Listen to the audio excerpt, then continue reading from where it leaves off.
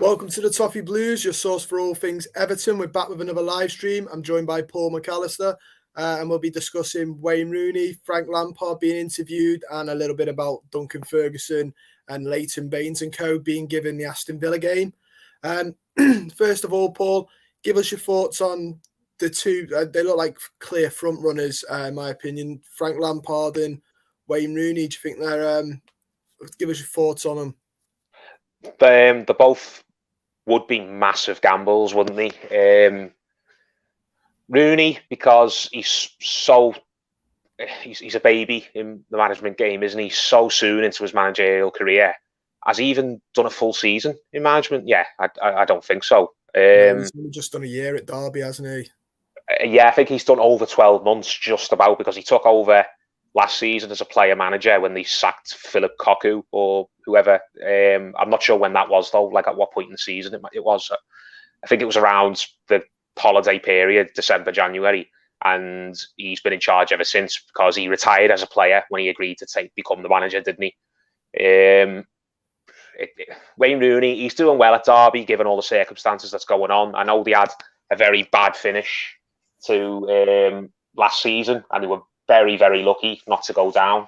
In the end, they escaped it by the skin of the teeth. When he first got there, they had a new manager bounce, which is typical.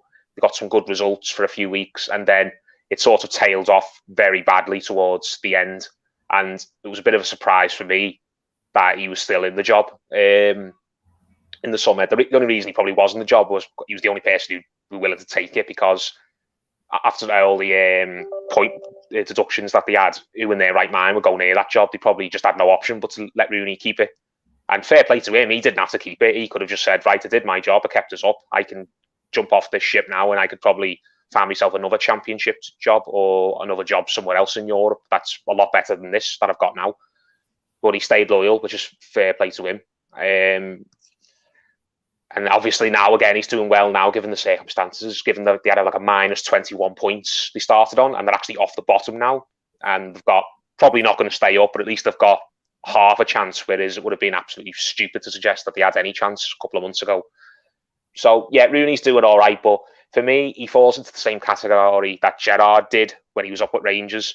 He has the makings of a good manager. There's a lot of things that you look at and you think that looks really, really impressive. And I think that if he carries on doing that, he's going to go far in the management game. But it's too early for Rooney to jump in to a big club like Everton and a massive job like Everton. Even if we weren't in the absolute state that we were in, even if we were in a club in chaos with the foundations falling down, everything, it would still be too big a job for him. I think Rooney just needs to be left alone and carrying on what he's doing. And you've got to take into consideration the fact that Rooney, in the past, when he's kind of been in the spotlight, has tended to mess up off the pitch and get himself in trouble. It's just reality. It's what part of his character. It always has been. He does the odd stupid thing and creates media headlines. I think being at Derby, kind of out of the spotlight and just being quietly going about his business with no one really paying much attention, is doing the world of good for him. I think he suits that. And he hasn't done anything in the last couple of years which has really caused any reason for anyone to kind of laugh at him or to slag him off at all. I know he had that one thing in the nightclub with the women, and then he was pictured asleep in a hotel room, but that got blown up to be far worse than what it was. That was just people out looking to create a story when he hadn't actually done anything. So with Wayne Rooney, I think he's just best off being left alone. Maybe we could come back to it in a couple of years when he's learned his trade a bit more, and if he's carried on doing well, maybe he'll be an Everton manager in the future. But I think just for now, it's too early. Be too much pressure on him. You'd be putting him in the wrong environment, and you'd probably be undoing a lot of the good work that he's doing for himself by building his reputation up. So for Wayne Rooney, it's a nice thought, but I think you have to be smart about this and just accept that it's not the right time for Wayne Rooney to come and get a job like Everton, especially like considering the state Everton are in. Do you have any thoughts on Rooney before I go on to Lampard? Because I went on a bit there. No, I agree. I think with all the circumstances, he's still. I think Simon George said he was a minnower in the terms of management, which he is. I'd rather him. I'd rather him stay and let's see what happens at Derby, because if he does do the Great Escape, it'll be an incredible achievement. So I'd want to see how that ends, just as a just as a neutral, wanting to look at something in football. The underdog supporting. I'd like to see that, but I agree with you. I think he needs to stay a little bit longer, learn his trade a little bit. Apparently, he's not even got badges, so ideally get some of them. And it's not like you said, it's not like if he doesn't get the Everton job now, he never will. I think he's a man that will be linked with the Everton job for quite a bit in his career. And probably at a time when he's a little bit more ready for it, it'll probably happen. It just seems like one of those, when something just looks like it's nailed on to happen, like you'd put a fiver on Wayne Rooney being an Everton manager in his managerial career. But I just feel like it's a little bit too soon right now for him.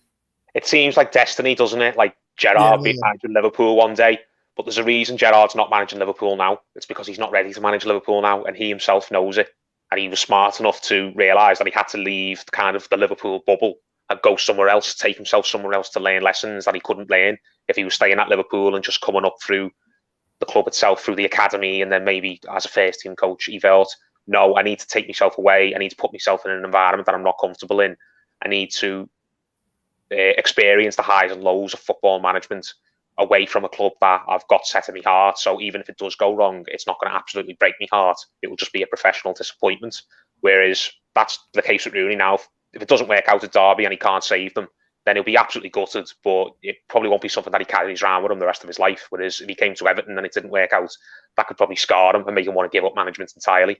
So I think for that reason, just everyone needs to be smart about this and just leave Wayne Rooney alone for now. Wayne Rooney's flourishing away from the kind of the spotlight, away from the Merseyside Goldfish Bowl, and Everton in the chaos that we're in. I think we need something who we know can absolutely offer us something that there's no evidence Wayne Rooney can offer at the moment, which is just a cool head in a hot kitchen.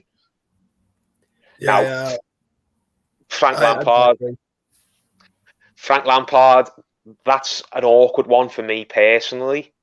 Frank Lampard, he's relatively new in the management game. He hasn't got a lot of experience, as he had a full seat. He's got, 2.5 seasons overall? Yeah. 1 season. That's not a lot. Do you know what I mean? Like, Gerrard's been in the game the exact same amount of time. And would anyone say that Gerrard's a seasoned pro of a manager? I don't think so. But Lampard, it's awkward for me because I've always associated Lampard as something that is not Everton in its presentation, its core. It's not a hatred. I don't look at him the way I look at the likes of Rafa Benitez, or I look at certain other people where I think, I can't stand you as a person. I don't want you anywhere near this club under any circumstances. Lampard's more like there's a lot of respect there for Lampard, but there's a lot of professional sort of distance, because Frank Lampard broke our hearts as a player, God knows how many times. He loved a goal against Everton. He scored that winner, that heartbreaker in the FA Cup final in 2009. He scored at Goodison, I think, half a dozen times in his career. It wouldn't feel like a right fit to me. Now, maybe it's just me and I'm being too close-minded, but when I look at Frank Lampard, I just don't think he's got anything written on him at all that says Everton manager. Now, maybe we need to get away from that. Maybe we do need a fresh perspective and we need to kind of open our eyes a little bit. But when I look at Frank Lampard, I worry that fan base wouldn't understand him. He wouldn't understand the fan base. Even if he came into it and gave it his best, and he tried his best to kind of get along with everyone and take the club to heart, I don't know whether it would come across as a bit forced, a bit fake. Do you know what I mean? It's happened that way with other managers. Allardyce came in, was saying all the right things originally, and then he reverted the type before long. And now Lampard's no way near as horrible a character as Allardyce is, but you kind of think, for me, is Lampard the type of guy who would just kind of come in and treat us as a stepping stone onto something else? Because Frank Lampard, it's not beyond the realms of possibility that Frank Lampard could get the Chelsea job back at some point. Stranger things have happened. He didn't get sacked by Chelsea because he was rubbish as a football manager. Really, he got sacked by Chelsea because he had a better option available to them in Thomas Tuchel, and they decided to take it. You just thought, right, Frank's doing all right. I mean, I know they had a bad run of form towards the end, but they probably looked at it and thought, it's not a case of we absolutely have to get rid of Frank because he's crap. Just, there's a better manager there who's free and he's waiting for us in Thomas Tuchel. Let's not waste any time. Let's just go get him. And we can probably win something this season. And that's exactly what happens. They made the decision. They went and swapped him for Thomas Tuchel, and they got a Champions League out of it. Now, Lampard, I wouldn't have a problem with Lampard coming into Everton doing well and then getting a bigger job than Everton off the back of it.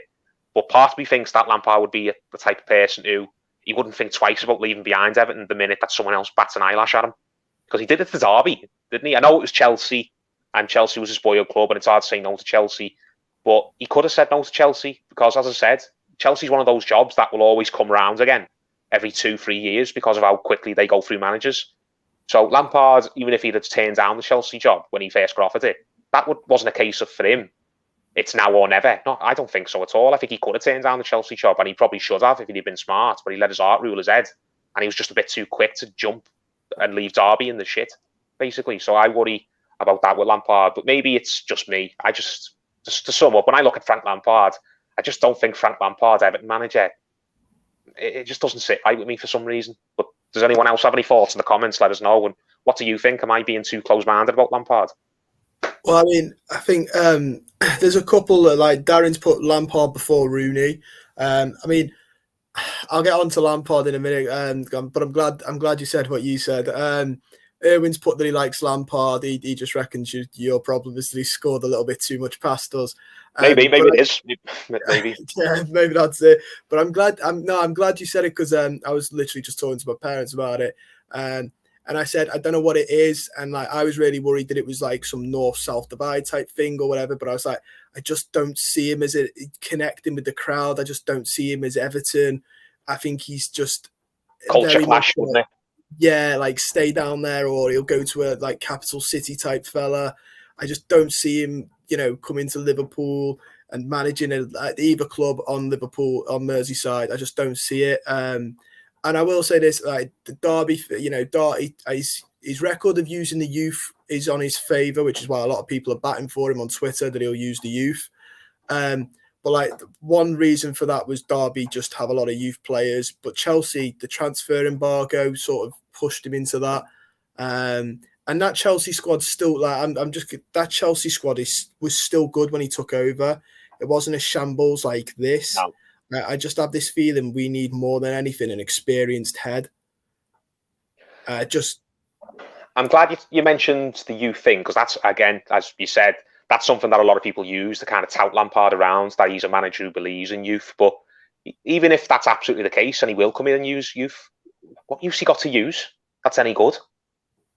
I'm sure if the youth were great, then other managers before Benitez would have used them. I mean, we've got Gordon, who's broke through now and everyone likes him, thinks he's going to be a really good player.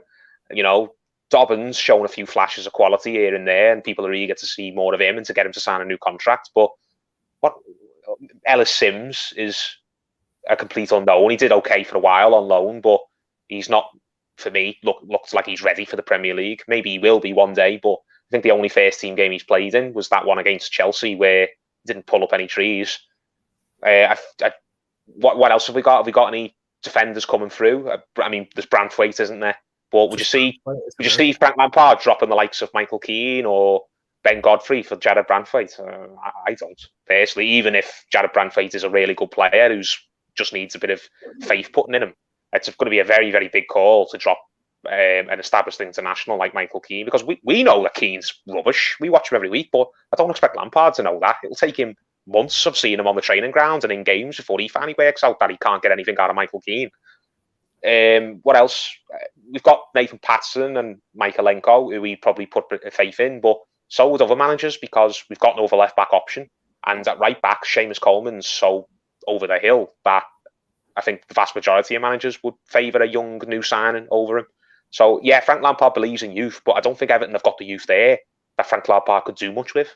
Not in the short term, at least anyway. So that's, for me, that's that kind of tick box out the window, because if he could come in, he's not going to suddenly turn these youth players into like an Ajax all-star youth team, is he, overnight?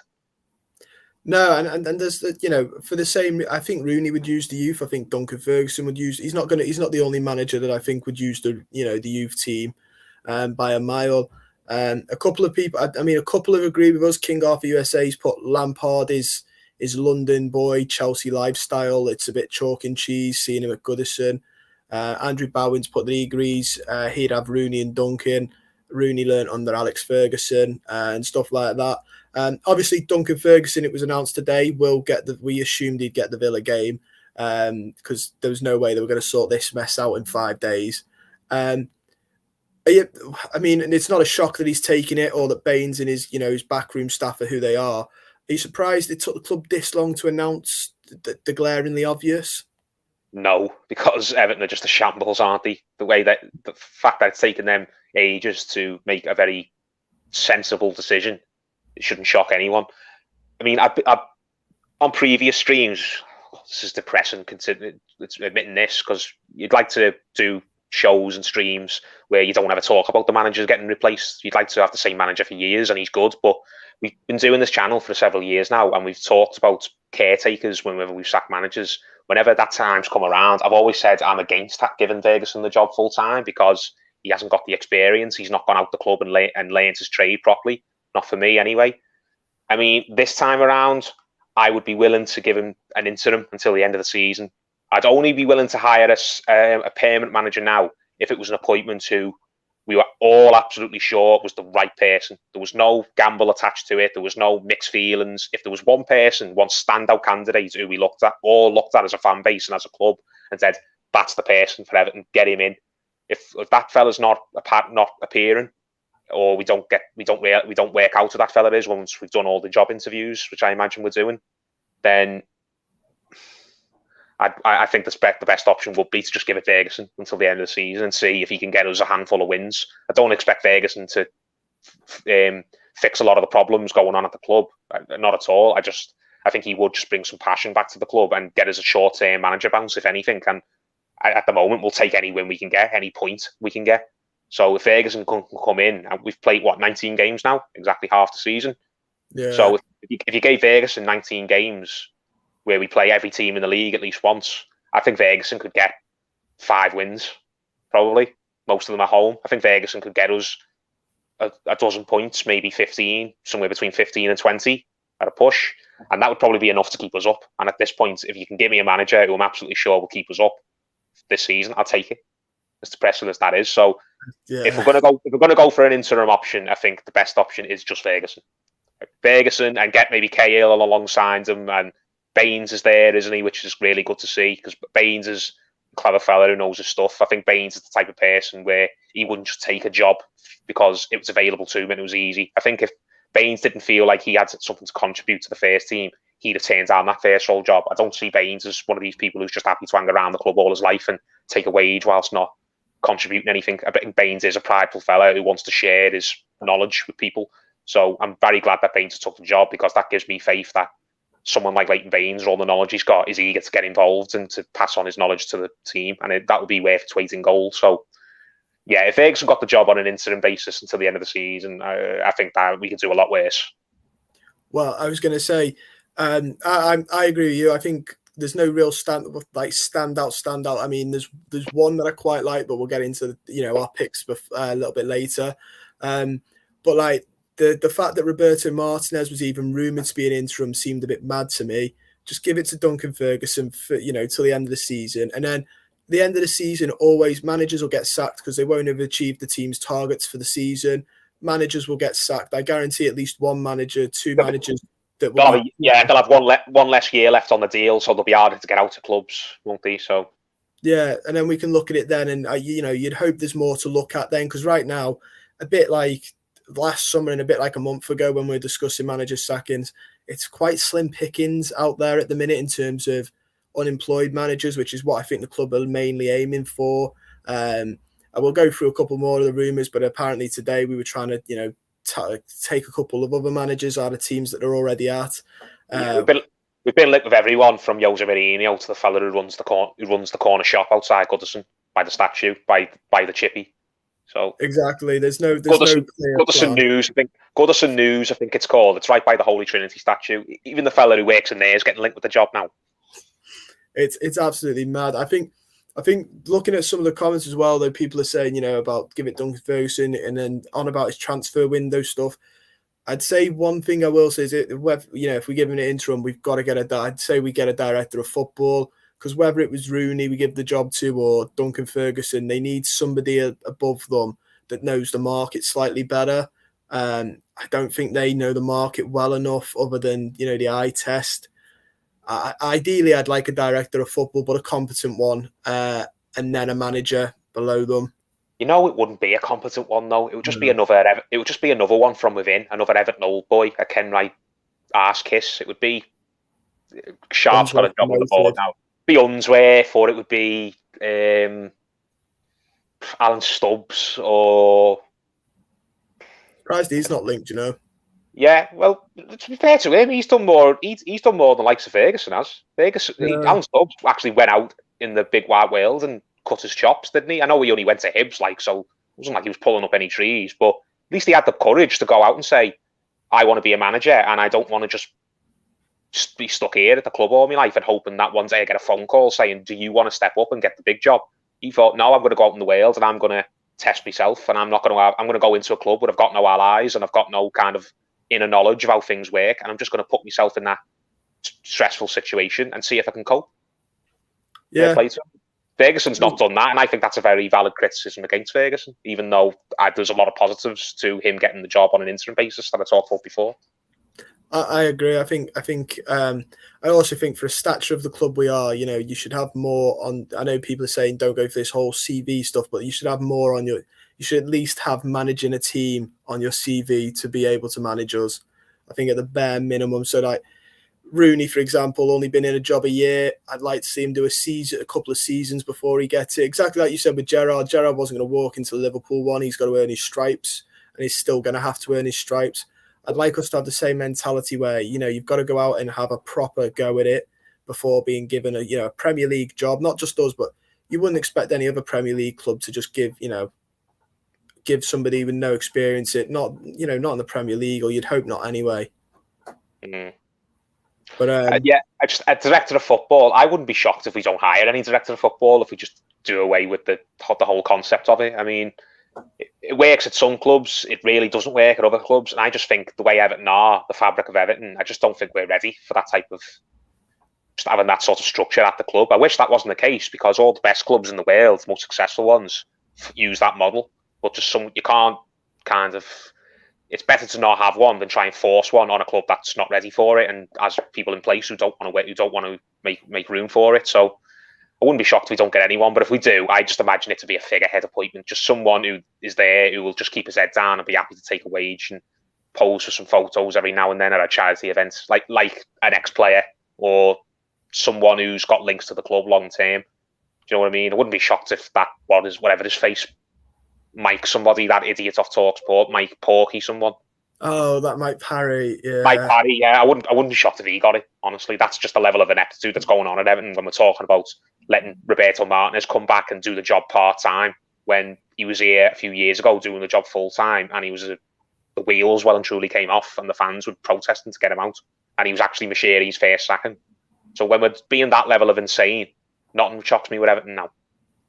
No, I mean, I think that Kia Jubashan is essentially the unqualified, unappointed director of football, with the rumours that I hear that, apparently him and George Mendes and Mashiri are talking about who the Everton manager is.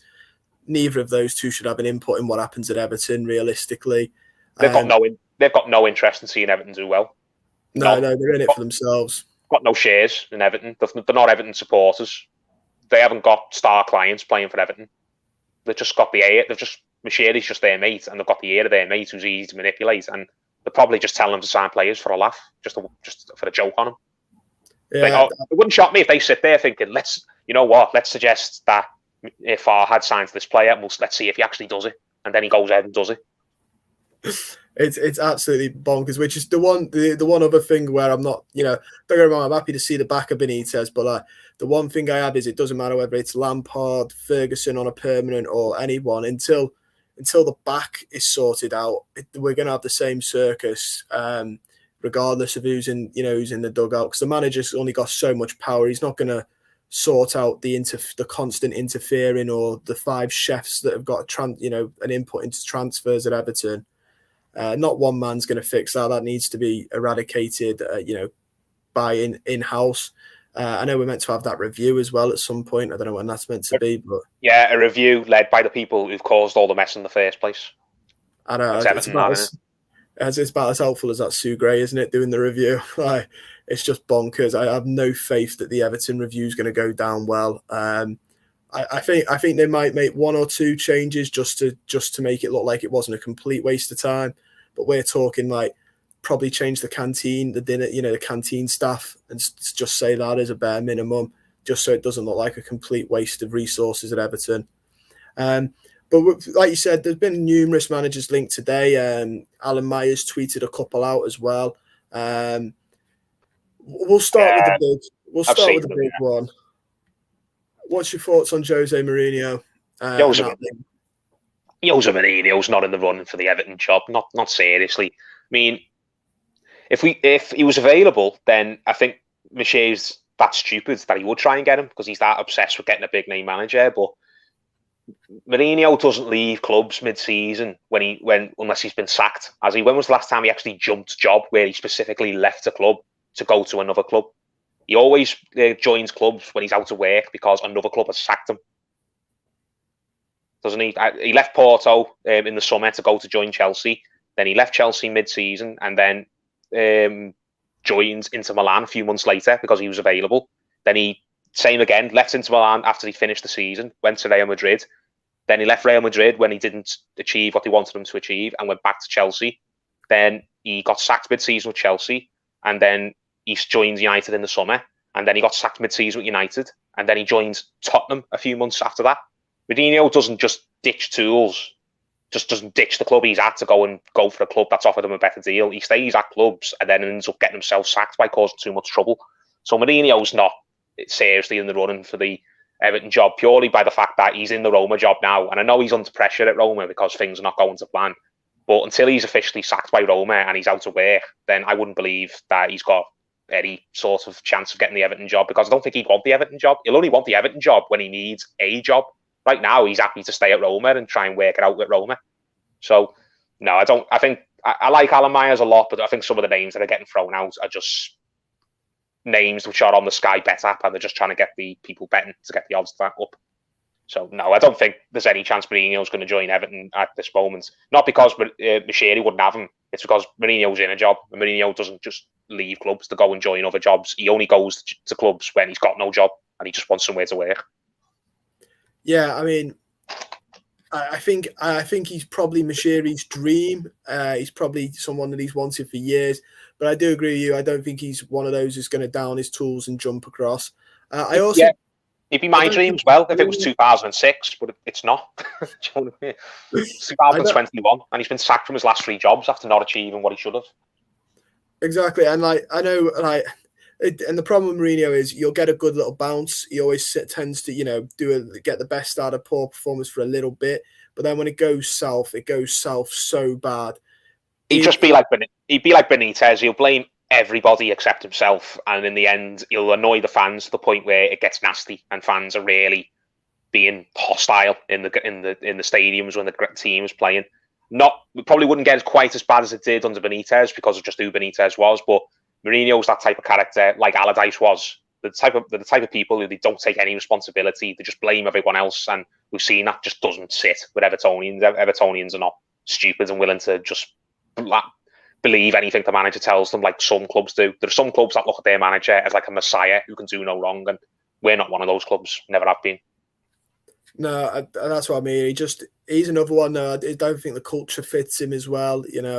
He'd just upset everybody. It'd be a disaster. I wouldn't care who he upset if he was doing well, because there's some people at the club who should be upset, who should be have the feathers ruffled and forced out if you can. But Mourinho's, as I said before, it's not 2006. Mourinho's not at the top of his game anymore. Mourinho, I don't think could manage a Premier League team and achieve anything substantial with that Premier League team. I don't think he could get any top Premier League team back in the top 6 if he came back at any point. He can't even get Roma in the top 6 in Italy, where they finish near enough every year. So if Mourinho ever comes back to the Premier League, it's probably going to just be what Benitez has just done. It'll be because some stupid chairman has offered him a fortune and he fancies topping up his pension. Yeah, I mean, a couple of people here are agreeing that Big Noz has put Mourinho no. A couple of others have said they don't want Mourinho. I know a couple of people on Twitter have said it. Big Noz has put Mourinho. He's probably Mashiri's dream, but he's our nightmare. A couple more people. He's about on level with. I don't see many fans liking him. It's a bit like the Martinez shout straight away. Fans were like, no. I've seen a lot of fans do the same with Mourinho straight away. No, completely, not going to happen. Not like you said, not going to happen for one, but just don't want it to happen either. The other name that was knocked about was that Vitor Pereira, who's always linked with us. I mean, looking at his managerial stats here, I've got a couple of managerial stats up for a couple of people. His win ratio is like 56.98. Is he still arsing about in China? No, he returned to Fenerbahce, had 25 games, was sacked, had a points per match of 1.6. I mean, I will admit China at Shanghai Port. In Turkey, yeah. In Turkey, one of those 2-3 team leagues, and he's still managing a point return that bad in Turkey. Oh, one of the big three. And the Shanghai one boosted his win ratio massively. He got 71 wins with Shanghai Port, who were one of the big money balls in China. So it's not, nowhere near shocking that he was doing well there. In a small, being a big fish in a small pond. But he seems to be linked with the job every time it comes about. I don't know if that's a Mashiri and sort of link, because looking at it, he's just such an awful. That just sounds like a chance of that. Maybe he got close to the job once, and he's forever down and out on that. That just sounds like him and his agents are just happy to use Everton as kind of their party trick, their conversation starter. I once managed Everton, and Everton have apparently regretted not giving me the job at the time when they could have. No, as you said, that fella's just poking his head up every single time we've got a manager vacancy, and there's a reason he's never got it before now, and there's a reason he probably never will get it, because he's a no-mark in the grand scheme of it. He's a no-mark who's done nothing in the game.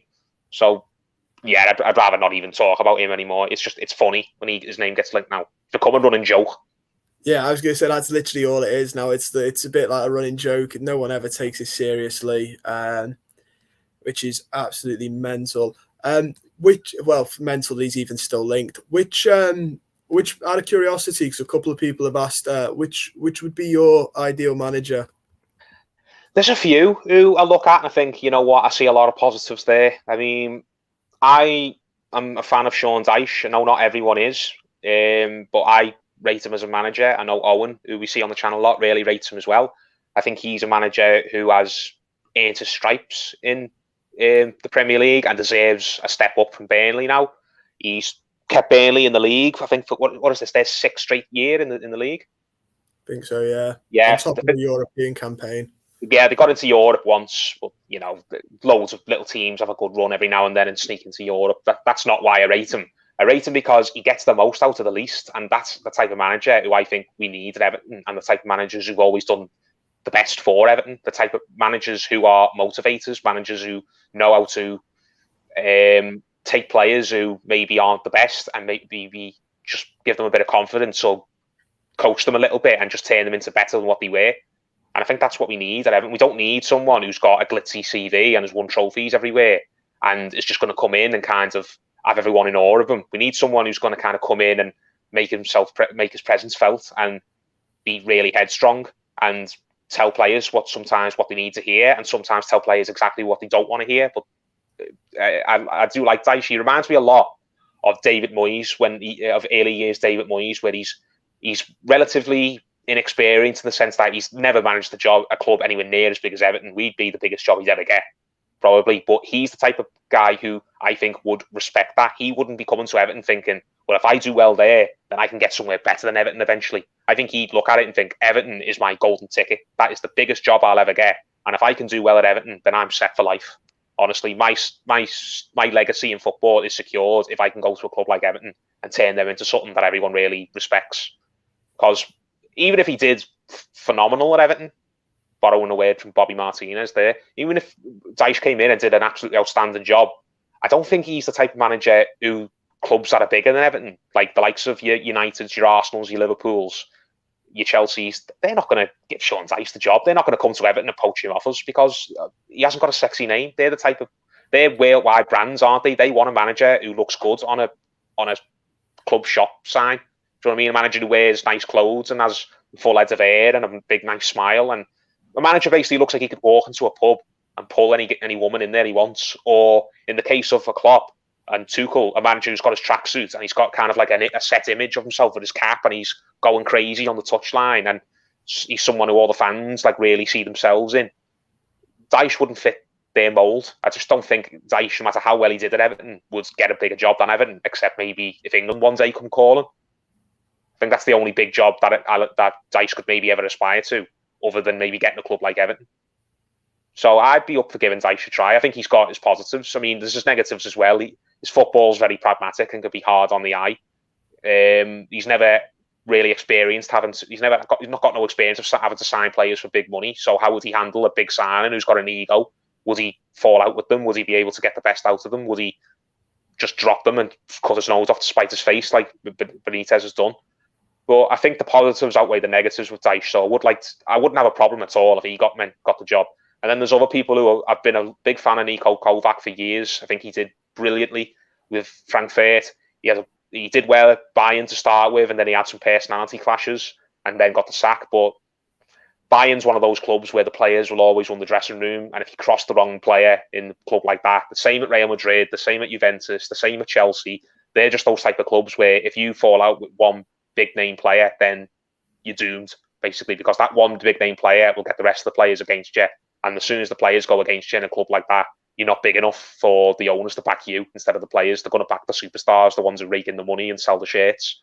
So he got sacked from Bayern after a good start, and he's been sacked by Monaco now. But he was doing brilliantly at Monaco. He had a really, really good time at Monaco. It's just his sacking came out the blue. I know they were on a bit of a poor run of form, but they weren't like in crisis or anything. I think Monaco were maybe 5th or 6th in the league when they sacked him, which is not where they want to be. Obviously, they want to be in the top 4, don't they? And I mean, they're not going to challenge for the title. PSG always have that league sewn up, but they want to be like Lyon and Marseille, where they're in the top 3 or 4 and they're battling and they're getting the Champions League consistently, and maybe they're doing something in the cups, and maybe they're having a good run in Europe when they get into it.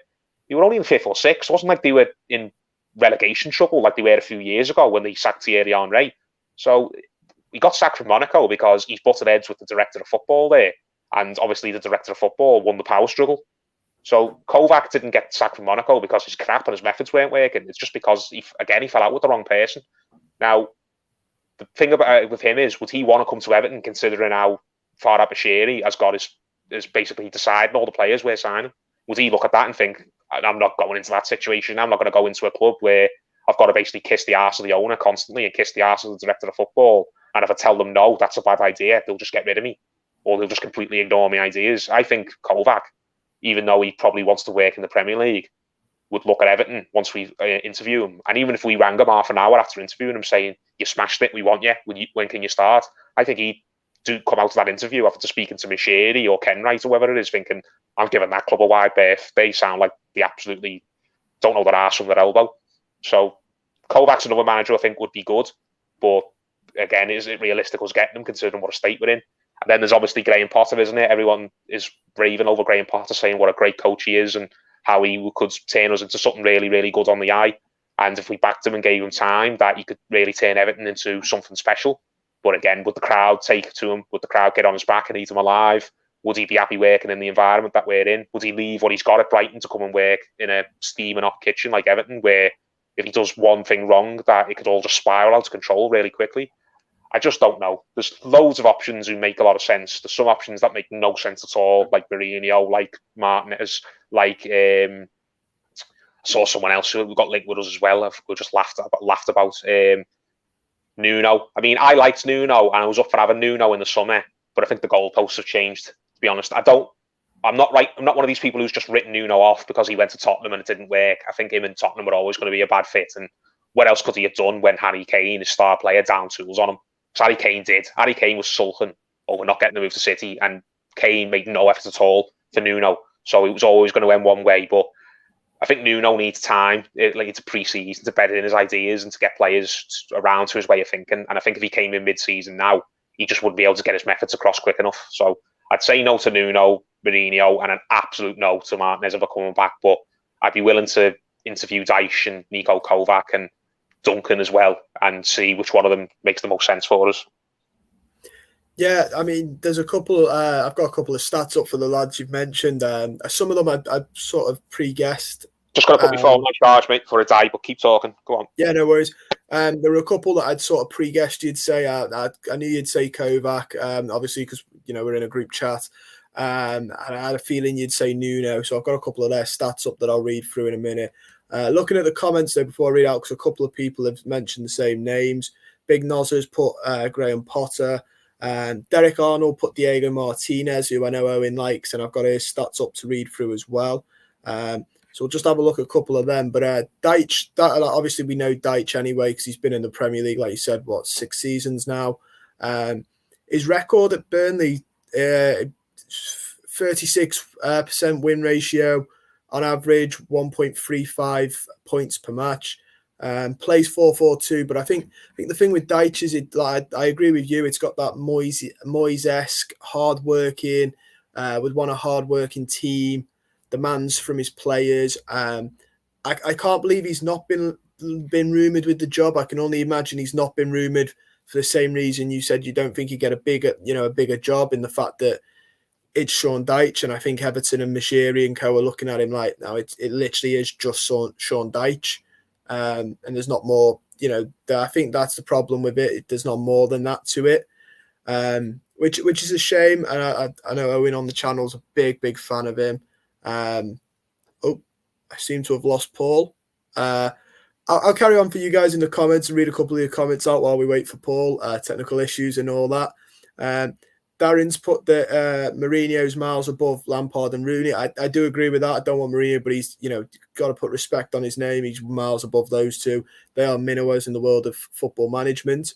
Derek, I will read out Diego Martinez's stats when Paul's back and his style, but I know Owen's a big fan of him on the channel.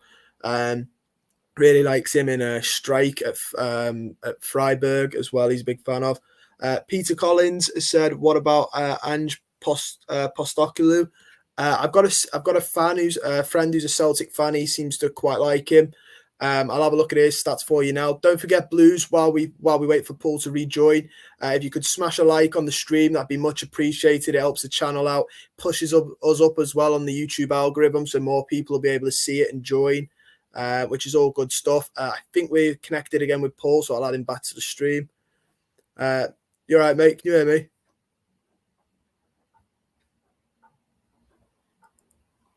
I can't quite hear you.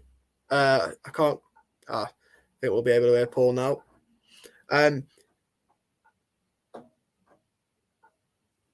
Erwin's put out the 4 names. Can you tell us which one you want the most and least? Which we'll get into as well. I think Paul's ready to join us now. And don't forget, guys, I've got stats to read out for you all. Paul, I can't quite hear you.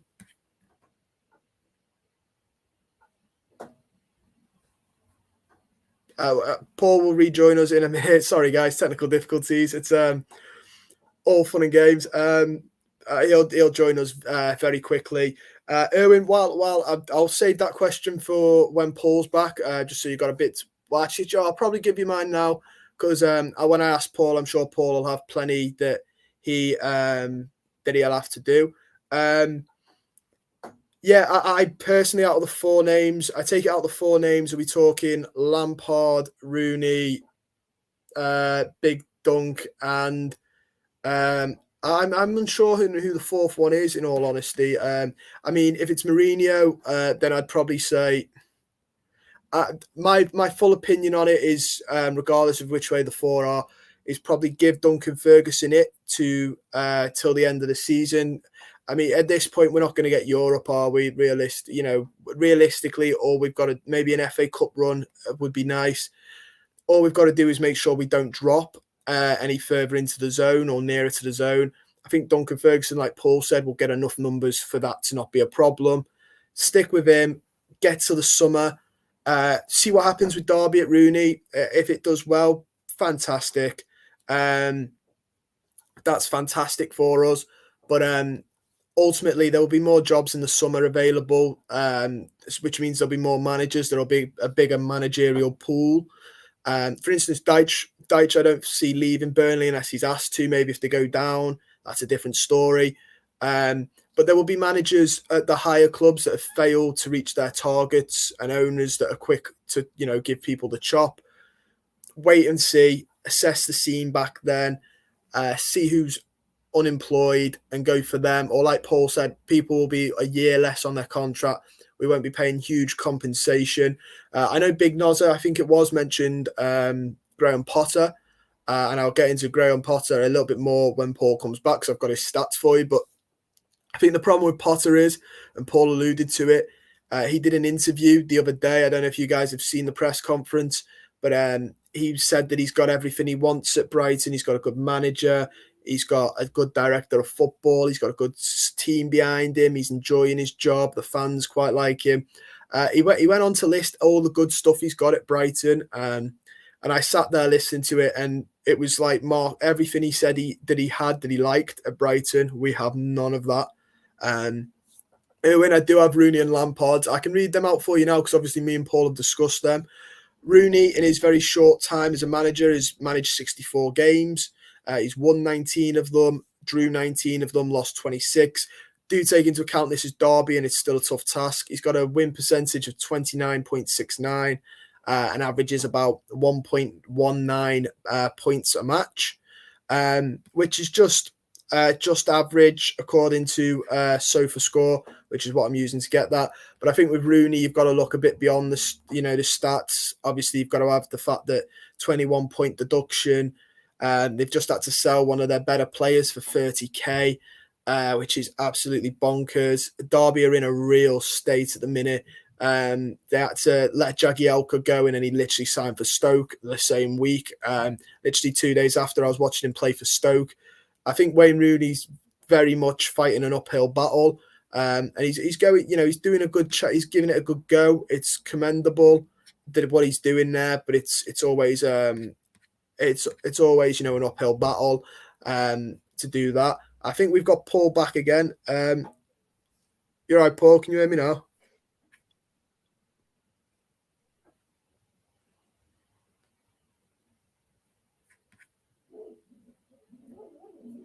I think we're just waiting for Paul's phone to reconnect. Oh, I think we're up. Yeah, I can hear you now, mate. We're back on track. Oh, finally, yeah. My worst nightmare came true, people. When I said a minute ago I had to put my phone on charge, I didn't make it. It's had 2% battery, and then it died, and then I had to wait for it to charge till it got to like 3-4%, and then I had to put it back on again. And it's just been going slow the last few minutes, so that's why I've been trying to get on, and then there was no sound, and then I finally got on, and here I am again. So sorry about leaving you hanging there, mate, for about 5-6 minutes, but where you're up to, what are we talking about? While you were gone, I was just reading out a couple of Wayne Rooney's managerial stats for Erwin, who'd asked for them while you're gone, because obviously we've discussed them, so I thought to read their stats out because we give our thoughts. Lampard's, Rooney's were pretty much what you'd expect. His win percentage wasn't brilliant, but I was just saying to the guys, I think with Wayne Rooney, you've got to look at the white stats. I don't think do the severity of his problem justice. I think his is a bit deeper than just statistic looking at. Here's a stat if you want one, mate. This is one that all of Benitez's little fanboys in the media don't talk about. Like Guillaume Balaguer, that fella who had a nervous breakdown the other day when Benitez got sacked, driving to Dundee in his bare feet, when he put out that statement saying that fat Spanish waiter is racist, and how he understands the city of Liverpool better than we do, people who are actually from Liverpool. Do you know, Rafa Benitez has last 105 Premier League games, yeah? That's 19 he had here with Everton, and that's the 86 that he had with Newcastle across his spell there. He had, I think, 10 when he took over mid-season, and then he didn't keep them up, and then brought them back up again from the Championship, and then he had 2 full seasons before he got off and went to China for a payday. So he had 86 Premier League games at Newcastle and 19 here at Everton, so that's 105 games. Do you want to guess what his points per game was of those 105? It's probably going to be nearer to the 1 mark than it is to. It's 1.1. 1.1. Now, there are worse managers than that in the Premier League, but there's no managers who were anywhere close to that were getting people in the media talking about how world-class they were and how Everton should be grateful to have this manager coming in and sorting the club out for them, and now if we just stick with him, he'll turn it all around. But this goes to what we were saying about Benitez for ages, is that he's nowhere near the manager that he was painted to be. And even if he was good at one point, he hasn't been good for ages, and he's done nothing worth a crap in the Premier League, at least for ages. I'd argue he's done nothing worth a crap in any other league either. But 1.1 points a game over the last 105 games, that's not just a little 6-month spell where he was up against it and he had no good players and he had no time to get his methods across. His last 105 games in English football in the Premier League at the top level, for two clubs like Newcastle and Everton, he got 1.1 points a game. So if you added that up over the season, I think he'd finish on something like 44, 45 points. Now, that's good enough not to go down, but it's not good enough to get your team anywhere close to the top half. And why were people pretending that he was this world-class manager and that Everton fans were being out of order for not giving him a chance? We knew that he was rubbish and he was past it. So that's a stat for you, that Guillaume Balaguer and the likes of all these ex-Liverpool players like Peter Crouch and Jamie Carragher who are standing up for him constantly won't want to. I've mentioned the fact that his last 105 games, he's got a similar points per game ratio to the likes of Steve Bruce, who's universally laughed at and considered a dinosaur. That Balaguer, I've heard his books, according to the Amazon reviews, I've heard his book's rubbish. I bet it's a 1-star book at best. So, I mean, I didn't do that myself. I didn't go on Amazon. No, I understand the people who do, though, because who does he think he is? Like, he's very telling Everton fans what to think about their club and basically lecturing us on what real fans are like and what real Scousers are like. Mate, you're a Liverpool fan from Catalonia. He supports Espanyol, but his English club, and I've heard this from his own mouth, he's a Liverpool fan. He loves Steven Gerrard. He loves Rafa Benitez because of what he did in 2005 for Liverpool. I've heard it out of his own mouth because I went to one of these like an evening with type events a few years ago where he was there with a few people from the Marca newspaper in Spain. It was all about Spanish football. And he got asked the question himself and he said, why is it that you enjoy English football so much? And he just said, because I love Liverpool and I love Liverpool, the club, and I love Steven Gerrard. So I'm not having him turn around and tell Everton fans what they're supposed to think and what Scousers are really like. Shut up. Do you know what I mean? Imagine I went to Catalonia and started telling him what he should feel about Espanyol. And he really did. I mean, I know some fans get into people's heads more than others, but he really he really embarrassed himself badly. He's had an name's break. It was quite not sad to watch because he brought it on himself, but it was a bizarre sort of hill to sort of die on. It was bonkers. In terms of Frank's, before we go on to Dyche, I don't know if you heard me read Dyche's out, mate. Did you hear me, or did you phone cut out at that point? No, I didn't hear it. I can't imagine there anything great because he's been at Burnley and Burnley are always down there scrapping. But you've got to take into account that he's had no resources at Burnley and he hasn't got any international players, I don't think, hardly. So he can only do what he's got. But I'd imagine a lot of other managers at Burnley wouldn't have anywhere near as high a percentage as he's got. So I'm not expecting you to read out these crazy stats when you're thinking, bloody hell, I didn't think it was that good. But I can promise you there's a lot of other managers who in his position wouldn't have anywhere near the stats he's got. No, well, I was going to say it's 36% win ratio. I mean, he's won 166, he's lost 169. They've got like 4 games in hand, so they could probably level themselves out. I didn't expect that, to be fair. I didn't expect to hear that his wins and his losses are very, very close. I'd have thought he would have had a lot more losses than he did wins, but that has shocked me. He drew 126 as well, which, you know, bearing in mind that a lot of them are in the Premier League, you play in the big boys. Like you said, Burnley aren't exactly. I think that Cornet was one of their biggest spends this window in recent times. Yeah, and I think he's their only international as well because he's at the AFCON right now. And again, even he gets the most out the least, doesn't he? He gets the most out the least. Yeah, I quite like him. And I agree with what you said. He's got that Moyes feeling about him where the team would be hard working again. It'd be a bit industrial. You know, when you look at Moyes' West Ham now and everyone's got plaudits of how hard work how hard working they are. Dyche sort of has that in me that he'd try and get them to be hard working. Yeah, and he's not like one of these like dictators like Benitez is, where it's kind of my way or the highway. I think he doesn't come across that way. I think he comes across as someone who kind of puffs his chest out and it's all for the greater good. And even if you don't agree with what he's doing, you know he's doing it for the right reasons. He's not doing it just to massage his own ego and because he can't bear anyone basically answering back to him, which is exactly what Benitez is like. He's just the ego gone mad, in love, drunk off the smell of his own arse, Benitez, and he has been for years. But Dyche is one of those fellas where I think a lot of fans would get behind him because he is a bit of a fiery character. We're a bit of a fiery fan base. At times, we can have mood swings and he's the type of guy who I think would, he says what a lot of people are thinking type thing. And I think even if it wasn't going well, fans wouldn't be so quick to jump on his back type thing. They'd know that he is a manager genuinely giving it his best. He is a manager who cares. He is a manager who, even if he makes mistakes, he's making them for the right reasons. Whereas there's some managers like Koeman and Allardyce and Benitez, you think, even if they're getting decisions wrong, they probably couldn't care less. They probably don't go home and feel bad about it one bit. They'll just count the money. Yeah, I completely agree, man. I think he's very much not wears his heart on his sleeve, but he's very straight shooting, isn't he? I always think in his press conferences the other day when he was out, in the snow in a t-shirt and a shirt, one of the journalists was asking, he was like, "Is this really the best you've got for today?" He's quite a straight talker, so which I think fans would love. It's a lot better than some of the people we've had who say silly stats or silly cliches, or in the case of Silva, hardly say anything at all. Communication skills are not there. Yeah, it's because communication, not just from managers but from the club's been a bit poor. But it helps if you've got a manager who communicates a little bit better. If for the sake of the club lacking.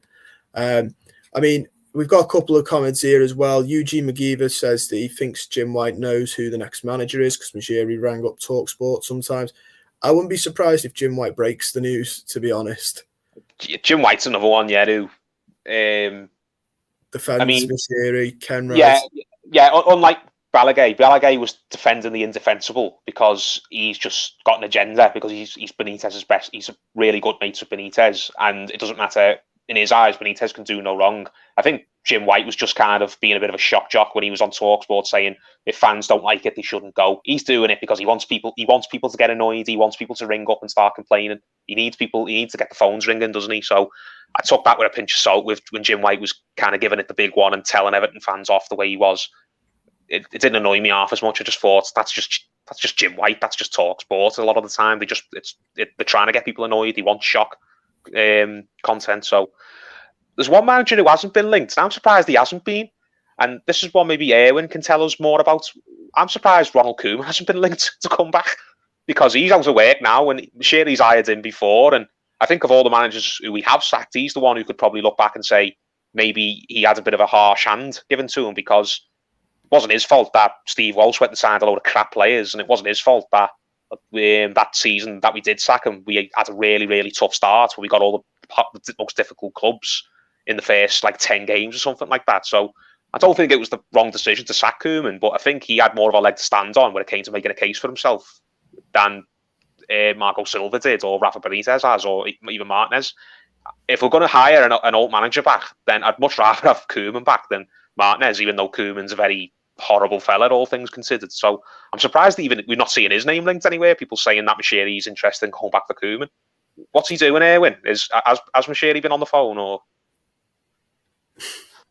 Well, I mean, personally, I think it's a bit sad that we're sort of looking back at the former. The Martinez links were mental, though. I just that close. It was that close to happening. The only reason it's not happening is because the Belgian FA have told them, you're not doing both jobs. You either quit this job and leave us hanging right before a World Cup and basically do your reputation a lot of damage in the game, because people won't just see you as someone who jumped ship at the first chance he got, or you honour your deal here and you let the Everton one go. I think it's crazy. We would even consider him in the first place, but consider him to let him do the Belgian job at the same time. Let him come in and just work the job 3 days a week, and then 2 days a week he goes and does the Belgium job again. He was here doing the job full time. It was terrible. I was going to say, and the interim bit, but we were going to pay $2 million as well, supposedly, to get him out. Or, I mean, it's mental. I've got his stats up as well. Stats for everyone here. But it's a sitcom, isn't it? It is a sitcom sometimes at Everton. Yeah, and people are make excuses. He didn't have money, blah blah blah. The money he did have, though, he spent quite poorly. He spent it on Oumar Niasse. Exactly. End of discussion. And at Belgium, since don't forget, he's not at a club job, and club football is different to international. Not for the lack of trying. He's been linked with loads of jobs the last few years because he's been desperate to get them. He was linked with Real Madrid one point, which was Newcastle, wasn't he? Which was a joke. Yeah, got linked with Newcastle. He's been linked with pretty much nearly every Premier League job bottom half Premier League job over the last 4 or 5 years. And at one point, he even got linked with the Celtic job, and he got linked with the Real Madrid job after they sacked Lopetegui before they convinced Zidane to come back. He's been making sure that Barcelona. And you think, what is he doing to get the link with these jobs? He's just got an agent out there that's constantly kept his name in the media in the hope that one of these clubs rings him up and gives him an interview. I think it was Buxton, the journalist. I think I saw one of the journalists said he did a book and he spoke to Martinez and he was like, I can believe this because Martinez apparently is a really good talker and he could basically sell snow to the Eskimos. So like, if you go in sort of, against Martinez, he'll have you coming out the room thinking he's, Pep Guardiola. Apparently he's a really good convincer of his ability. I know, yeah, but it just goes back to what I mentioned earlier on. Evertonians are not a fan base who are easily kidded, are we? No. He could go to a lot of clubs in the Premier League and convince them that he's a lot better than what he really is, but it was not going to work at Everton, was it? And it didn't work in the end, and that's why he was kicked out, because Evertonians are not... You can't pull wool over our eyes. No, and we know what we're looking at. Belgium, his record, I mean... It is Belgium. He's only lost 7 games, drew 10. But like I was saying this to Cal Brannan the other day, when we did a stream. This is Belgium's golden generation, and he's had it since 2016 because Cal argued there's not a good centre back there. When he had it, Vincent Kompany, Alderweireld, and Vertonghen were still very credible centre backs, and they've not won any. They've won being top of FIFA rankings. That you don't get trophies for that. I don't even know how they've stayed at the top of it for so long. Means nothing. England, when they were in the doldrums, when England were at the worst, they were still getting in the top 10 somehow. It means nothing, FIFA rankings. No, and he's not won anything with a golden generation. And I know Cal said about the England's golden generation, but like this is different. Back then, you had club rivals. You had 4 players from Liverpool, 4 players from United, 3 from Chelsea, and they were all rivals. I don't think Belgian team has that mentality because they're not they're playing all across Europe. So, like, you arguing the England golden generation was a poor shot in my eyes, but it just hasn't impressed. It doesn't look like he's grown massively. I watched Belgium when they were at the Euros this year. They were just okay. They were mediocre. Who knocked them out again? They lost 2-1. Was it Denmark? Yeah, I think it was. Yeah, he's a man linked with the job as well.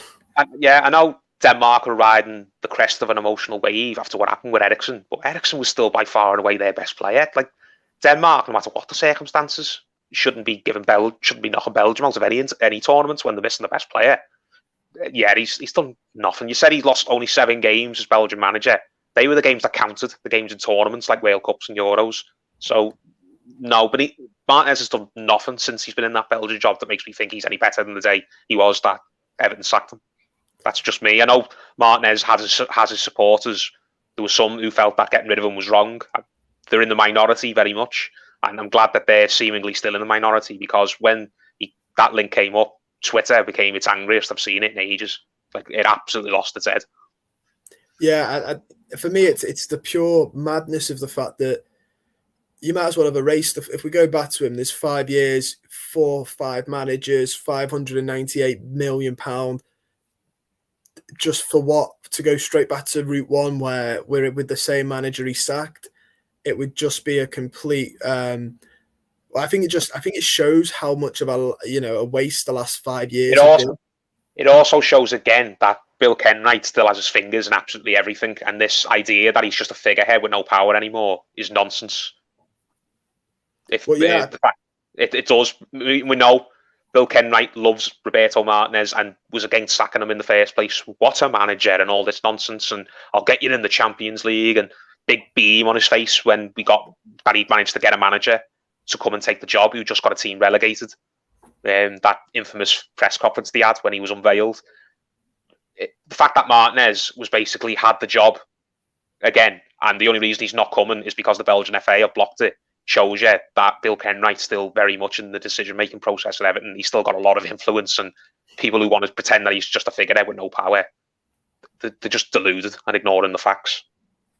Well, apparently he was him and a couple of the other board members were the ones that originally went with, and said get rid of Benitez. It's getting a bit too much, which I mean, in hindsight, is a good thing, but it does add on to the fact that I think he has got a lot of power that people, I don't believe he is just on there as a figurehead or a fan representation. I think he carries a lot of weight in the Oh yeah. boardroom. Why else has Denise got that CEO job? I know we're getting off topic now, but again, it was just another nail in the coffin to this argument that Bill Kenwright isn't still involved with Everton intimately in the highest levels of power. Of course he is, and he will be probably until something happens to him, because he's not the type who I think's ever going to walk away willingly.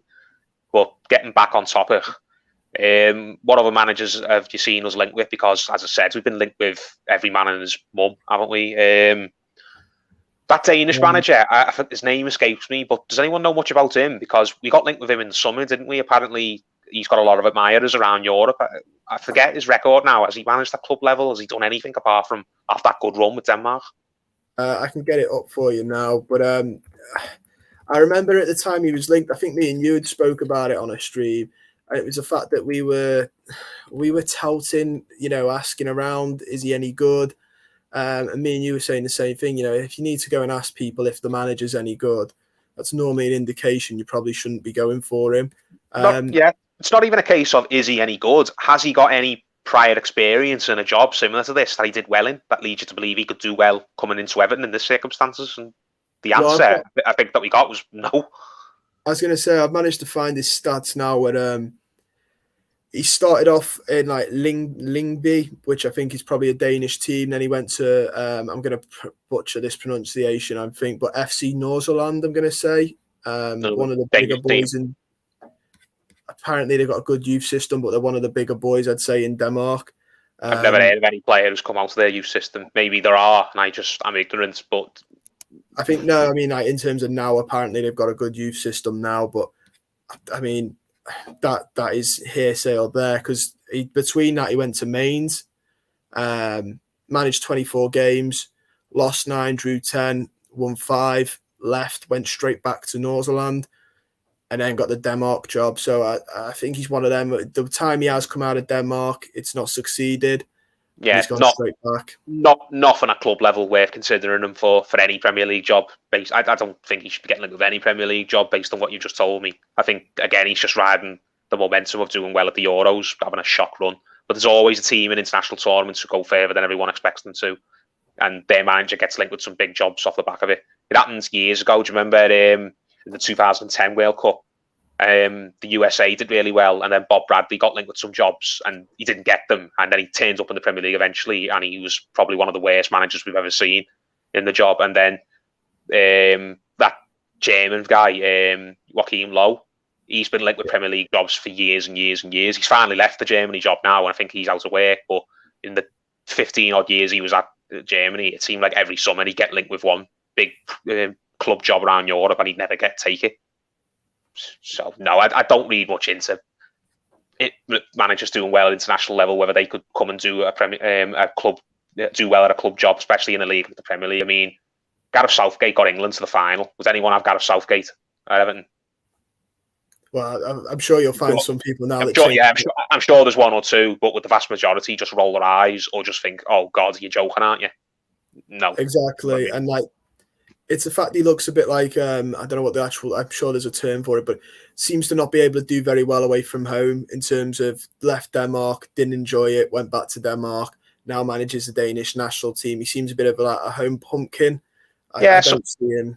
Some managers just suit certain leagues, don't they, and certain cultures. I mean, Unai Emery, I think, suits the La Liga perfectly. He's come out of La Liga and didn't do well, but I don't think that means he's a bad manager. I think there's just some managers who will always do well in certain places and won't do well in others. But again, when the only place you've done well is Denmark, then I'm sorry, that's not at all something that qualifies you or leads anyone to believe you could do well in the Premier League. But any club. I agree. There has been news broken. I mean, it's been news broken from Telly Football that Farhad Majiri and his business partner Alisher Usmanov are apparently working through a long list of renowned football figures in a hope of finding a suitable candidate for the Everton job. They did that last time and landed on Rafa Benitez. I remember the Echo put an article out in the summer saying Everton had about 30 applications to get through, and we still ended up with Rafa Benitez, one of them. So, like, literally that fella who runs Goodison News outside the stadium, right by the Holy Trinity statue. He probably could have applied for it, and he'd look at his CV and take it seriously. I was going to say it doesn't really add much. I mean, it might add to the case that maybe Lampard and Rooney aren't as far ahead as being reported. Because if you sat down for an interview and then they've got a long list, you're not going to interview someone and then go, "That was a great interview, mate. We've just got another 30 names to go through, discuss, maybe interview, and then we'll come back to you." Everton would. Everton would. By then, they'll probably have a job by then, and we'll be like, "All right." Everton are the club that are letting the CEO, who apparently wants to leave, basically leave at her own time of choosing and letting her stay while she's applying for other things. So yeah, Everton are a club that will let you get away with anything you want, and there's no end to the stupidity at Everton, sadly. No, I don't know. I don't know who could be on the list. Obviously, we've got the 5 being rumoured, 4 being rumoured, but like realistically, if they're going for, are there any realistic big names that aren't already in a job? Depends what you define as a big name. Do you define as a big name who's kind of been around Europe in various leagues and he's done well in a few places and he's kind of known? Or do you class a big name as someone who's kind of won all the big trophies and he's only managed at big clubs? I'm going off what they would. I mean, I'm going off what I think they'd go for. They probably class a big name as someone who's probably at some point in his career managed a team that got in the Champions League or has managed to win some sort of trophy. So it wouldn't shock me if Paulo Fonseca is one of those people that looking closely at now. Paulo Fonseca has only won trophies, I think, in Ukraine, which does anyone care about? But he took Shakhtar into the Champions League and did reasonably well with them. So for me, that's not an awful lot on your CV. It's better than some, but it's not something that makes you a standout candidate. But knowing Everton, they probably are looking at him and considering him one of the standout names on the shortlist. So I don't know. I mean, again, Kovac could be on there because he's out of work and he's won a Bundesliga. You could have. I hope Kovac's on there. I hope he is. I mean, I'm not saying we should absolutely get him because there's pluses and negatives to all these managers, but I think there's a few managers who the positives, at least from the outside looking in, it looks like their positives outweigh their negatives, and we've got to just get someone who you think could come in and just get some results quite quickly and kind of stabilise things. And I think Kovac would be a good bet for that. Dyche would be a good bet for that. I think Dunk could be a good bet for that in the short term. Don't know about past the end of the season, but all these big names apparently, or these candidates who are being considered, I think they'll just be kind of middle of the road managers where they've done well at one or two places at some point in the career, but they've also probably had one or two big failings. They're probably managers who've been sacked once or twice from other places who are looking for a new challenge. And they look at Everton, a club in the Premier League, who've got an owner who's willing to spend money when he can, and thinking, yeah, I could be the one. I'm the one who can go in there and turn it all around. That's the mentality of every manager who backs himself, that he'll be the one to fix everything. So I don't think any superstars are wanting the job. We're not going to get another manager who's going to absolutely send us into hysterics like Ancelotti did, where we just can't believe we've got this guy. But there'll be some managers on there who we've all heard of and who we'll all think, well, that could be interesting. It'll be like one of them. We'll have some managers on there who we all know what they are, but we're all torn on whether or not we think they'd be good. Well, I was going to say, Flash, the original, is putting Mancini, which is linking to what you've just said. I'd love him. I'd love him, but we wouldn't get him. Why would he leave Italy when he's got a World Cup coming up? I know they're struggling to qualify, but even if he did want to leave Italy, the world's his oyster. He could walk into a lot better jobs than Everton. He could go walk into a Champions League club easily with what he's just done, winning the Euros with Italy, and the fact that he's got a Premier League title on his CV, and the fact that he's got. I think he's won the league with Inter Milan as well, didn't he? I think he was in charge of Inter Milan when they got the titles awarded to them when Juventus were stripped. So officially, he's won leagues in Italy and in England, and he's won the Euros now. So if Mancini decides he doesn't fancy managing Italy at the World Cup, which I don't imagine why he would. But even if he did, he could do a lot better than Everton. But I would love him in a perfect world. Yeah, I think he'd go for one of the the big boys of world football. I have had some news as well from Telefootball come out that sort of links into what you said about big names, and I think Semi Chards knocked it on the head that Cam from the Mighty Blues said theorized that this candidate counts because of who they are, and I think it's not so much managerial but just their name. But Telefootball have put Wayne Rooney and Frank Lampard are under consideration for Managerial and Ken Wright. And I think that leads into what Semi's put here about Rooney qualifies on some level because he's a big name, not so much a big manager or a successful manager, but he's a big, same with Lampard, he's a big name in English football. And I think that's sort of where we're looking now. Instead of who's a good manager or was a good manager, it's whose name's the best. Well, there was an interesting comment earlier on in the stream. I'm sorry, I forget who wrote it now. It was about 45, 50 minutes ago. It was because we've been going well over an hour now. But someone put in, I think it's more important that the next appointment knows the club rather than an appointment who has done well in a league like the Championship. And that was interesting. What would your thoughts be? Do you think we need to get someone who knows the club, a la Wayne Rooney? Or do you think we should go for someone like a Sean Dyche who has done well in the Championship, brought Burnley up, has solidified Burnley as a Premier League team, and has kind of had a project there and took it forward and built on what he's had and made it sustainable and kind of shown some consistency where it wasn't like they did well one season, they were terrible the next. He's kind of put his stamp on things and he's turned the club into his own. What would be more important for you? A manager who's got a track record of taking a club and actually doing well with it, or a manager who gets Everton and can come in and maybe get the new manager bounce quick? Well, I mean, this comes over this is like the logic over romance type thing. And I saw, because there's a stat going around, every Everton manager that's ever won anything was a former player type thing. I saw that going a lot. I've heard that doesn't mean that the only manager you can only do well at Everton if you're a former player. I'm not one for those stats myself. I know some people are, but there you go. I've just told you what I think. I'm not one for romanticism, but are you? No. I think I'm very much on the level that a couple of the ones we know are, in terms of, and this doesn't just count for manager, this counts for board level and youth system, the job for boys.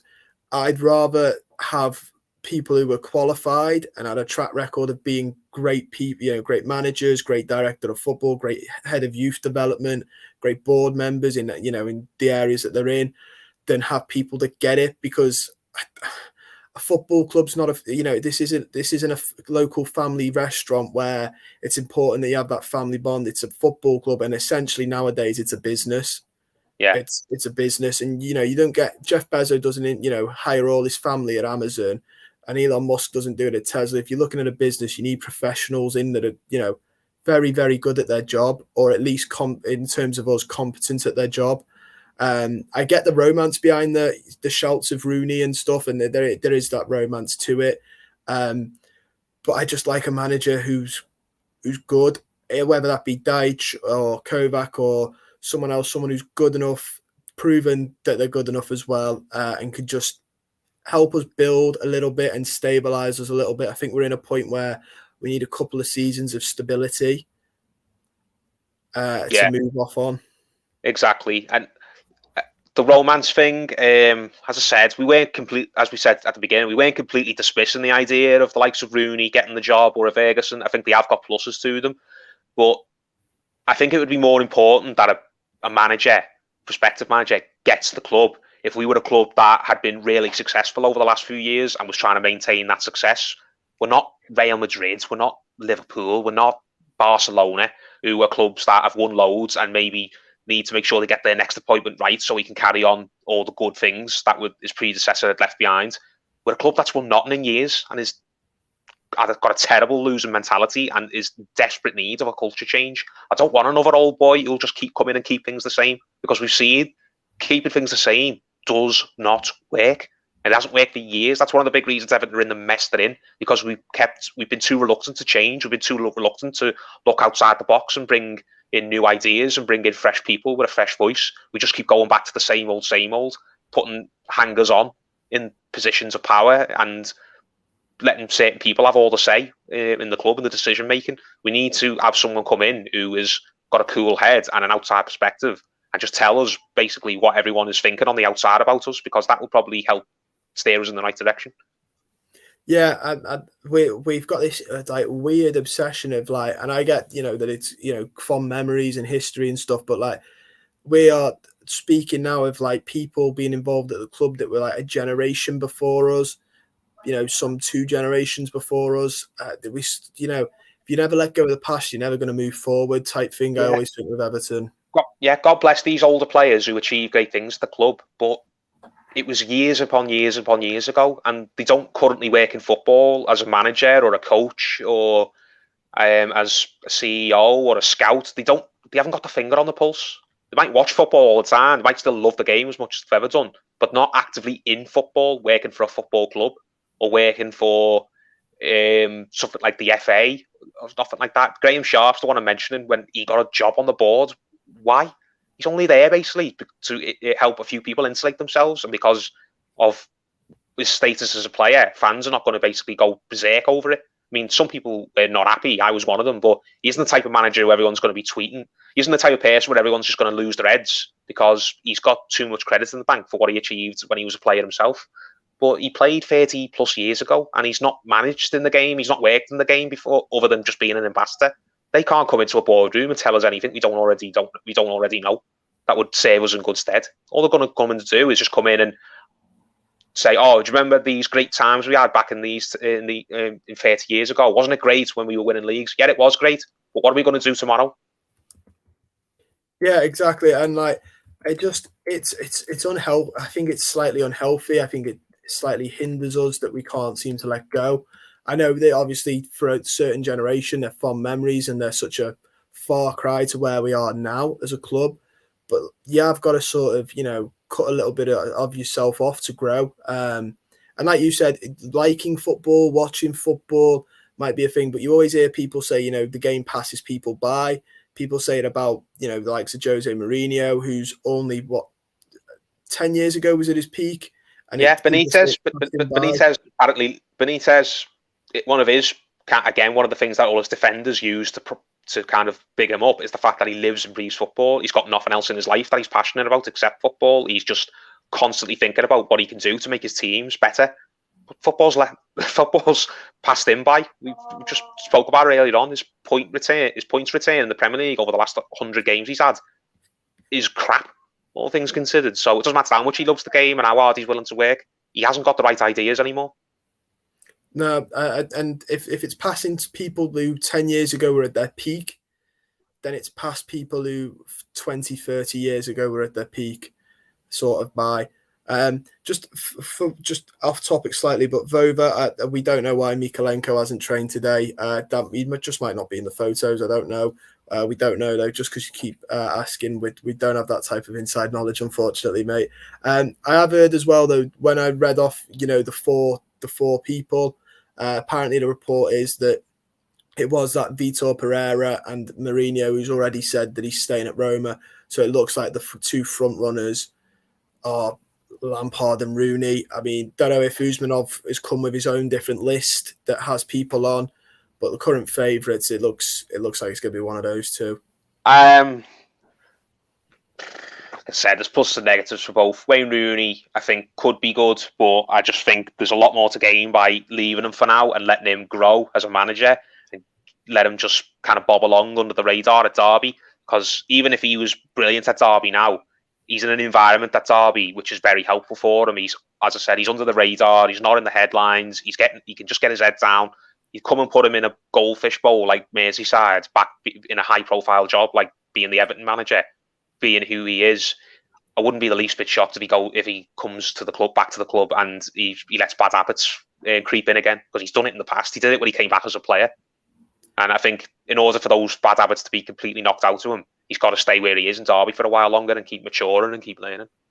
I don't think there's any pressure at Derby either, because it's a dire situation. When you're under pressure, you'd end up doing things to relieve the pressure that are probably not smart. You'd end up slipping up and, in Rain's case, getting caught with people who he shouldn't be getting caught with, and maybe having one too many drinks. But going on to Lampard again, maybe it's just me, but I just don't think Frank Lampard, an Everton manager, has the ring to it. I just think he's someone who culturally would not get the club. We wouldn't get him, even if he tried to put his best foot forward, even if he tried to kind of get involved with the city and learn and do things the right way. I think, again, he's one of those managers who it's just very easy to turn on. He could be 2 defeats away from a crisis, like a lot of other managers we've had the last few years, and we can't have another one of them. Someone put before as well, I can't remember who put it, as soon as London comes calling, he'll want He'll to go go back. back. Yeah, he'll go back. The minute the Arsenal job or the Chelsea job becomes available again, he'll go in the blink of an eye. Do you know what I mean? I mean, Flash the Originals put his answer to it, but I'll ask you, if it was literally just those two, who would you rather it be out of Rooney and Lampard? Lampard, because if it doesn't work out under Lampard, then there's still a chance we could go back and get Rooney in a few years in the future, and he could turn out to be great. Whereas if we get the Rooney job now and it doesn't work out, then that basically means that there's no chance Wayne Rooney will ever be the Everton manager again and do well. I think they're both massive gambles, but I think it would be a lot easier to stomach Frank Lampard coming in and not doing well than it would be with Wayne Rooney. It would hurt a lot more if Rooney came in and didn't do what we all wanted him to, and he ends up having to get sacked like everyone else, and we basically have to accept that we made a mistake bringing him in too early and we should have just left him where he was. So if it was just those two, I'd probably have Lampard, purely because it wouldn't bother me as much if it didn't work under him. Yeah, I mean, Flash the Original was also the one who said Lampard will shoot off as soon as the job comes available down south in London in the capital. He just put Rooney. He said Lampard's a divisive bully and isn't a good fit. I mean, I agree he's not a good fit. We've said he's not a good fit. He doesn't have that ring to it. But I do understand what you're saying. This job will come around again for Wayne Rooney. It's like we said before, it sounds a bit corny to say, but it's destiny that he'll get it. If he got it now and it didn't work, I don't know if he'll get it again. He's better off just waiting till it comes around naturally again than rushing into it now, it not working, and him probably... Yeah, if he took the job now, if it was offered to him, he'd be making the same mistake Frank's made when he took the Chelsea job, when he let his heart rule his head. He had time to wait, and he chose not to do it. But the big difference is, when the Chelsea job comes around and you say no to it, or if you take it and you don't succeed, there's a good chance, because of who Chelsea are as a club, that if you go away and you rebuild your reputation, Chelsea could come back and ask for you again. They took Mourinho back, didn't they? They've had Gus Hiddink as the sort of interim manager more than once, haven't they? They tried to get Ancelotti. Ancelotti's been manager, and they tried to get Ancelotti back more than once. Chelsea are a club that will go back and give managers a second chance if they show that they're good enough somewhere else. Whereas if you get sacked by Everton, then I know it's daft to say this considering how desperate the board is to get Martinez, but it's very, very unlikely that if you get sacked by Everton, you're going to be the Everton manager again. I don't think there's any manager who's ever been sacked by Everton who got another chance. I know there's been people who've managed us more than once. Kendall had 3 different spells, but Kendall always left of his own accord, didn't he? Whereas there's no manager who's got sacked and then the club decided to kind of give them another look and say, okay, maybe it will be different this time. And even then, Kendall only got those second and third appointments because he was the only one who was available at the time. So, yeah, I just think the club and Rooney should both agree that it's not the right time. Yeah, I mean, I agree.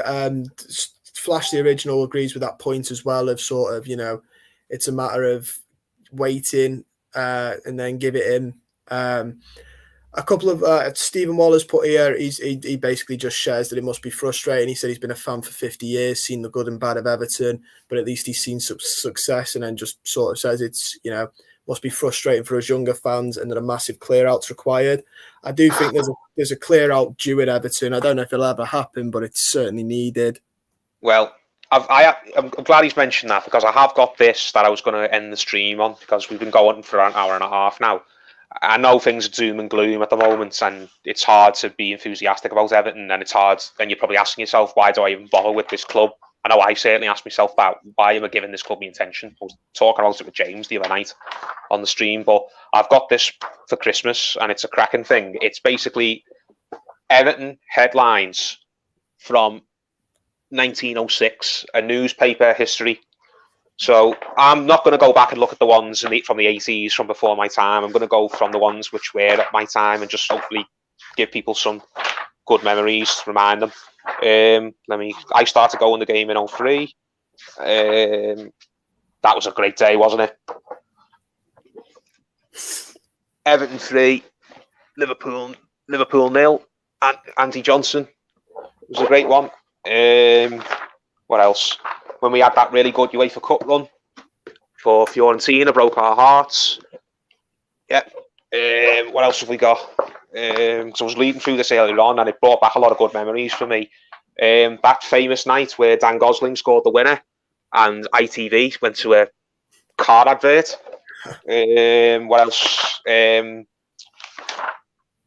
Beating United on penalties at Wembley when Sir Alex paid us like a reserve team and still nearly beat us, but we got it done by hook or by crook. This was a great night. I remember this vividly. This was when we beat Chelsea 2-1 at Goodison. Saha scored 2 goals, and that was around the time that John Terry had been caught and cheating on his missus, and it was all over the newspapers. He played that night and had an absolute stinker. His head completely fell off, and he went on leave from Chelsea the very next day. Got put on garden leave because obviously his personal life was in disarray. Then there was this one, remember in the sun when we beat Man United 3-1. It was around the time Landon Donovan was playing for us. I'll just do 1 or 2 more. There's not going to be anyone from the last few years because we've been crap. But there was that one as well. Darren Gibson smashing it past Joe Hart at Gladys Street when we were in a bad spell that January as well. We were right down the league and we had no money, but we brought in Darren Gibson and he made all the difference in the world. And that was the night that fella. Does anyone remember this fella? Fella who handcuffed himself to the posts. Oh, jeez, yeah. Yeah, anyone remember that? Jelic was unveiled at half time and the fella handcuffed himself to the post. Apparently he had some beef with, I think it might have been British Airways or something. Like apparently his daughter got laid off and he went on the pitch to kind of protest over it. And I'll just do the last one. Because we carry so much weight at British Airways. Yeah, I think it was something like that. His daughter worked with some sort of like airline company and got laid off, and he thought the best way to publicly protest it was to handcuff himself to the post. Oh no, hang on. There's 2 more. I'll do this one and then 1 more. That was a brilliant night when Robin van Persie making his debut for United, first game of the season. United at Goodison under the lights, and all the newspaper boys had their articles written about how Van Persie was basically going to win United the league and how Everton were just kind of there to make up the numbers. And we ruined it all by beating them 1-0, and they had to basically write through gritted teeth about how United got their arse on the tomb by an Everton team that had spent nothing. They had all their newspaper articles written about how brilliant United and Van Persie were, and he did nothing that game in his debut. And the last one is going to be this one when I find it. Yeah. This is, I think, was it 5 years ago, 6 years ago, to the day, recently, when Everton smashed Manchester City 4-0 and Tom Davies got that infamous goal. Everton brought Goodison Park to his feet and Pep to his knees. So that's just a reminder that we are going through a terrible time at the moment, but hopefully good times are going to be on the horizon. We've gone through terrible times before, maybe not quite this bad, but the situations looked really hopeless before, and we've ended up turning it around, and good times have come again. So let's just hope this is another case of that. We're going through a bad patch, but good times are just around the corner again. Hopefully, we'll have more memories that will go on a later edition of this, because I think this goes up to about 2019, and there's not really to write about from 2019 onwards, is there? So I wouldn't want to read the ones from 2019 onwards. Yeah. Just thought to cheer that, just hopefully cheer a few people up and give them a bit of hope. Maybe I'm doing the wrong thing by giving them the hope, because it's the hope that kills you, isn't it? But it's been a good chat, but I think it's near 9 o'clock now and I still haven't had anything. Well, on that note, with story time with Paul, I think it is a really good time to end the stream. We'll make that a segment on here, story time with Paul, where I just get this book out and we maybe go through some old matches, some old memories. That'd be brilliant for a lot of people. Thanks for coming on, mate, and talking to me as well. And thanks for sharing the book. It looks pretty good. It looks decent, that. Thanks for everyone that liked the stream as well and commented. It's been great to talk to you all. Stay safe. Don't forget to subscribe to the channel. We've got plenty more coming out. The more this managerial mess goes on, the more we'll be breaking it. We'll probably have a few more streams prepared as well as the YouTube 24/7 stuff. And most importantly, guys, take care, and we'll see you very, very soon.